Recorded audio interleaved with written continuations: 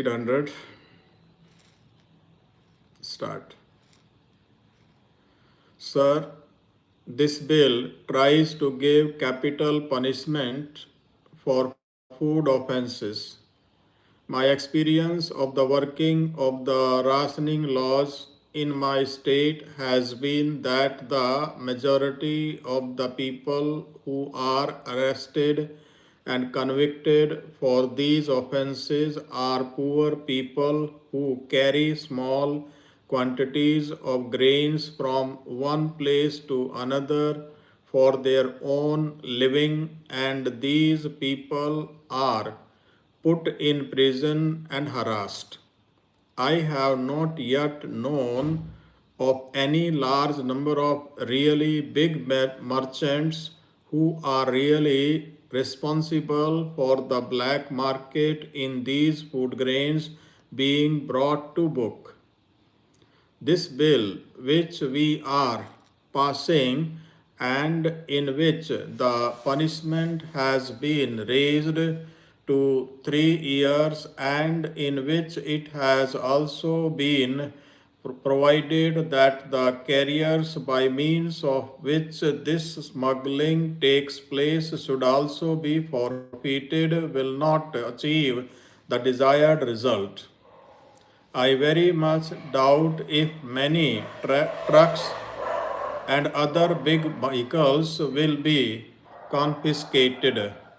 What will really happen is that many bullock carts of the Kisans will be confiscated and they will be harassed.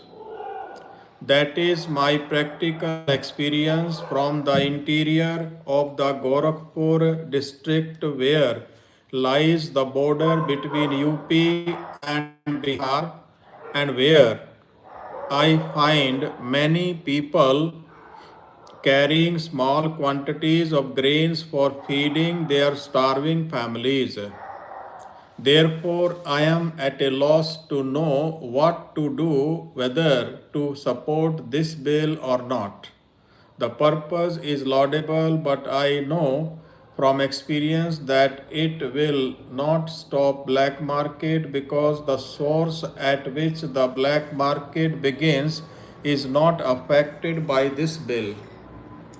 I would not be exaggerating if I say that if every supply officer in whose area black market is found to exist were held responsible for it and were given deterrent punishment, the black market would stop. But by catching small people and giving them deterrent punishment, I do not think you will be really solving this problem.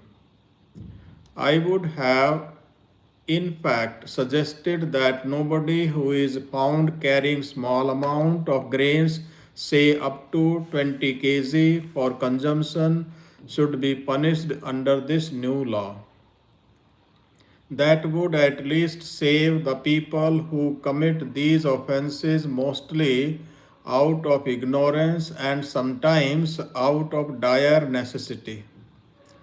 But the bill will really be used against them in order to show that the number of convictions for food offenses are so great which could never be imagined. I really warn the government that they will not be stopping the black market by raising the punishment to 3 years. There must be some method by which they can attack the black market at the root by purifying their own control department, which is charged with the duty of enforcing the food laws, and unless they become more honest and deterrent punishments are given to them for dishonesty, I do not think that this bill will be very helpful. Sir, I was the president during the year before last of the Rationing Employees Union in UP.